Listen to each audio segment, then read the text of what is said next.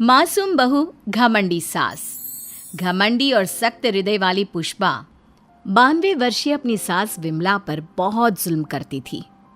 ससुर के गुजर जाने के बाद से पुष्पा ने अपनी सास विमला का जानवरों से भी बदतर हाल कर दिया था। वो उसकी गिनती घर के नौकरों में करती, उसे अलग थाली में खाना देती, रहने के लिए अलग छोटा सा कमरा।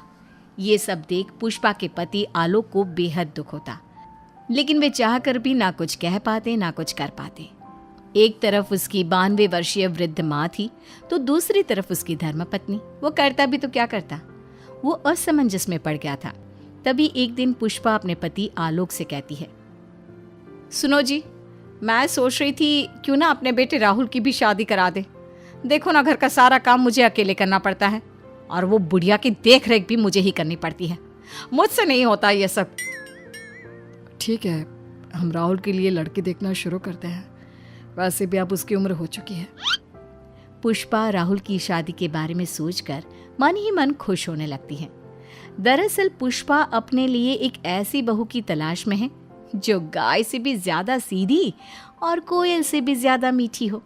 बहुत ढूंढने और जांच परखने के बाद देविका के साथ आखिरकार उसकी तलाश पूरी होती है। वो देविका को राहुल के लिए पसंद कर लेती है और एक अच्छा सा मुहूर्त देखकर उनकी शादी करा देती है। ऊंचे संस्कार और सरल स्वभाव वाली देविका ने ससुराल में पहले दिन से ही सबका दिल जीत लिया। वो रोजाना अपने ससुराल में दिन की शुरुआत पूजा पाठ से करती और सबका अच्छे से ख्याल रखती। एक दिन देविका सबके लिए डाइनिंग टेबल पर प्लेट लगाती है। सभी लोग टेबल के पास आकर बैठ जाते हैं। देविका अपनी दादी सास का भी हाथ पकड़कर उन्हें डाइनिंग टेबल पर बिठाती है और उन्हें खाना परोस ही रही होती है कि पुष्पा उसे रोक लेती है। ठहरो देविका। क्या हुआ मम्मी जी? देविका, तुम इस घर में नई हो इसलिए शायद तुम्हें पता नहीं। तुम्हारी दादी सास के लिए अलग थाली है, वो इस थाली में नहीं खाती। देविका मुड़कर विमला की तरफ देखती है और फिर अपनी सास पुष्पा से प्रश्न करती है, लेकिन मम्मी जी, रसोई में तो यही प्लेट थी। तुम यहीं ठहरो, मैं इनके लिए प्लेट लेकर आती हूँ। पुष्पा रसोई में किसी कूड़ेदान की तरह पड़ी प्लास्टिक की प्लेट लेकर आती है और उसी में विमला के लिए खाना लगाती है। जब ये सब देविका देखती है तो वो आश्चर्य में पड़ जाती है और फौरन उठकर रसोई घर से दूसरी प्लास्टिक की प्लेट भी ले आती है। अरे बेटा, ये दूसरी थाली तू किसके लिए लाई है? देविका मासूमियत के साथ जवाब देती है, आपके लिए मम्मी जी। हाँ, मेरे लिए? पर क्यों? माँ जी, जब आपने अपनी सास यानी मेरी दादी सास को प्लास्टिक की प्लेट में खाना लगाया तो मैं समझ गई कि यह ज़रूर आपके घर की कोई परंपरा होगी, इसलिए मैं आपके लिए भी ये प्लास्टिक की प्लेट ले आई।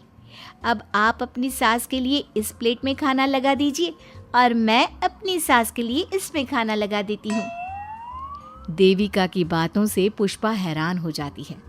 वो सोच में पड़ जाती है कि वो अपनी बहू देविका की मासूमियत पर खुश हो या फिर उसकी नासमझी पर दुखी।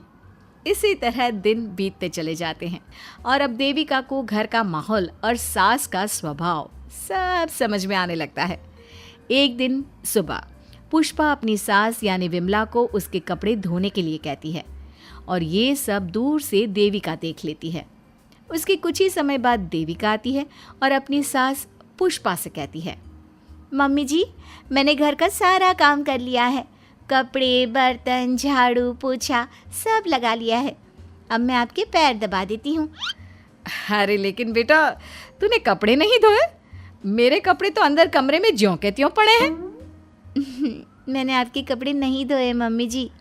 आप जब दादी से बोल रही थी ना कि आज उन्हें अपने कपड़े खुद धोने होंगे, तो मैंने सब सुन लिया था। फिर मुझे लगा आज पूर्णिमा भी है, इसलिए शायद ये आपके घर की कोई रस्म होगी, तो मैंने आपके कपड़े भी नहीं धोए मम्मी जी।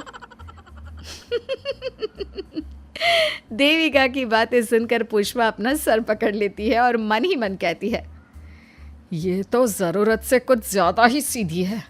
अब क्या करूं मैं इसका? इस बुढ़िया ने मुझे परेशान करके रख दिया है। एक तरफ वो ज़रूरत से ज़्यादा सीधी मेरी बहू, जो मेरी हर हरकत को इस घर का रिवाज समझ लेती है, और दूसरी तरफ ये बुढ़िया जो रोज अपना बिस्तर गंदा कर देती है। आए बुढ़िया, अब कौन करेगा ये बिस्तर साफ? बाहर से नौकर बुलाने पड़ेंगे क्या? चल जल्दी से अपना बिस्तर साफ कर, गंद मचा कर रखा है। बहू, तू ऐसा क्यों कहती है? मैंने तेरा क्या बिगाड़ा है?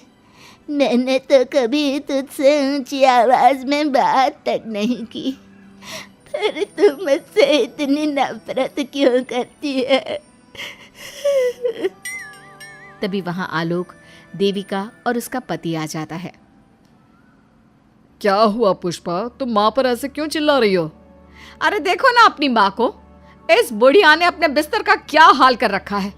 कितनी बदबू आ रही है इस बिस्तर से, किसी काम की नहीं ये बुढ़िया। आप एक काम क्यों नहीं करते, इस बुढ़िया को वृद्धाश्रम क्यों नहीं छोड़ आते? आलोक ये सुनकर परेशान हो जाता है। वो मन ही मन अपनी माँ से अपनी गलतियों की माफ़ी तो मांगता है, लेकिन जुबान से कुछ नहीं बोलता। बहू, ऐसा मत कर बेटा, तू जैसा बोलेगी मैं ठीक वैसा ही करूँगी। मैं अभी इस बिस्तर को साफ कर देती हूँ, पर प्लीज़ मुझे इस घर से मत निकाल। यह घर मेरे पति की आखिरी निशानी है। मैं अपनी अंतिम सांस तक इसी घर में रहना चाहती हूँ। माँ जी, दादी सास का बिस्तर मैं साफ कर दूंगी और अब से आपको कोई शिकायत का मौका भी नहीं दूंगी। आप प्लीज़ दादी को वृद्धाश्रम मत भेजिए।